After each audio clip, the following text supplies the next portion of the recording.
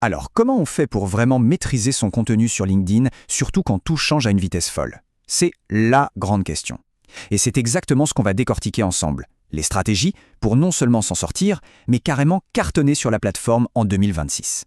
Bon, allez, on plonge direct dans le vif du sujet. Et pour commencer, il faut être honnête sur un point. Aujourd'hui, créer des posts LinkedIn qui ont un vrai impact, c'est devenu beaucoup plus compliqué. Si on a cette impression que nos publications sont un peu invisibles, ce n'est pas qu'une impression, loin de là. Et la preuve, elle est là, en un seul chiffre. Le rapport Algorithm Insights 2025 est formel. Moins 50%, c'est la baisse moyenne des vues. C'est juste énorme. Ça veut dire que la moitié de la visibilité a disparu comme ça. Forcément, ça change complètement la donne. Et attention, parce que le problème va bien au-delà des simples vues. Regardez-moi ça. L'engagement, lui, il prend une claque de 25%.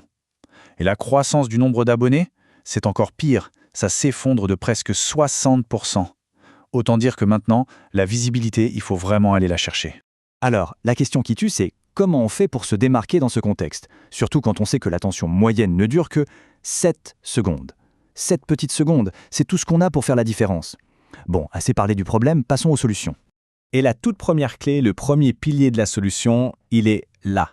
Tout se joue dès le départ, dans les premières secondes des toutes premières lignes d'un post. C'est vraiment le moment de vérité. Ça, c'est ce qu'on appelle la phrase d'accroche, le hook en anglais. Ce sont ces 3 petites lignes qu'on voit avant de devoir cliquer sur « Voir plus ». Et tenez-vous bien, on estime qu'elles sont responsables de 80% du succès d'un post. Autrement dit, si l'accroche est mauvaise, le reste du contenu, même s'il est génial, ne sera tout simplement jamais lu. C'est simple et c'est un peu cruel, mais c'est comme ça. Ok, alors comment on fait une bonne accroche? Eh bien, voici 4 structures qui marchent à tous les coups. 1. On révèle un petit secret, une anecdote. 2. On partage une méthode, un comment faire. 3. On balance une idée un peu à contre-courant qui fait réfléchir. Et 4. On pose une question qui interpelle. Chacune de ces techniques a le même but, créer de la curiosité, une petite tension qui donne juste envie de cliquer. Bon, une fois qu'on a une super accroche, on a ouvert la porte, mais ce n'est que le début.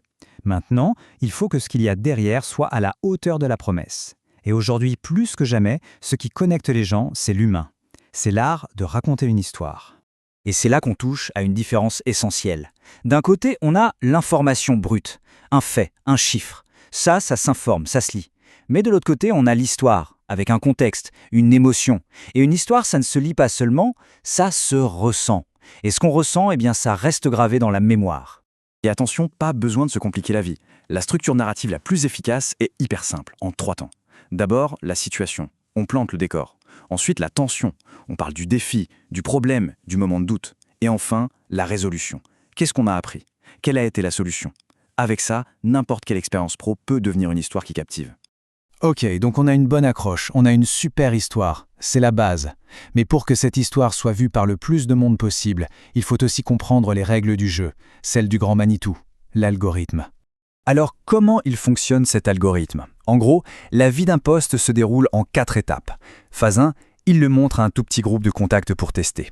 Phase 2, là c'est le moment critique, les 90 premières minutes. Il analyse l'engagement.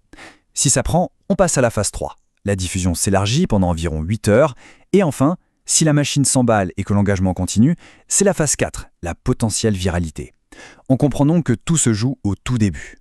Donc, pour mettre toutes les chances de son côté, quelques astuces simples. Utilisez entre 2 et 6 hashtags, mais des hashtags vraiment pertinents.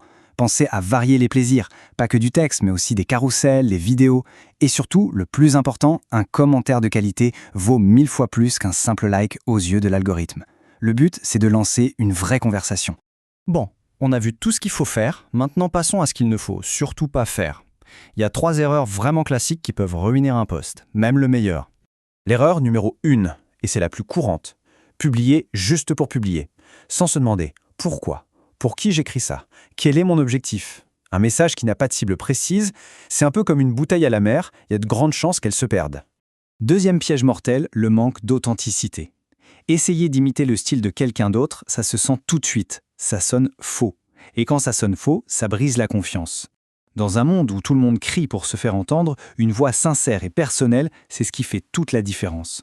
Et enfin, la 3e erreur, c'est d'oublier de tendre la perche. Un post qui se termine sans une question, sans une invitation à réagir, c'est une discussion qui s'arrête avant même d'avoir commencé. C'est comme claquer la porte au nez des gens. Et ça, l'algorithme, il déteste ça. Voilà, on arrive au bout. Il est temps de rassembler toutes les pièces du puzzle, pour voir à quoi ressemble, finalement, le post LinkedIn parfait de demain. En fait, tout pourrait se résumer à cette phrase. Une bonne publication LinkedIn n'est pas parfaite, elle est vivante. Le but, ce n'est pas de faire quelque chose de lisse, de corpo, qui coche toutes les cases, non. Le but, c'est de créer quelque chose qui respire, qui est humain, authentique. C'est dans les petites imperfections que se crée la vraie connexion. Alors, pour conclure, la vraie question à se poser n'est peut-être pas quel contenu je vais créer, mais plutôt quelle histoire unique n'attend qu'à être racontée.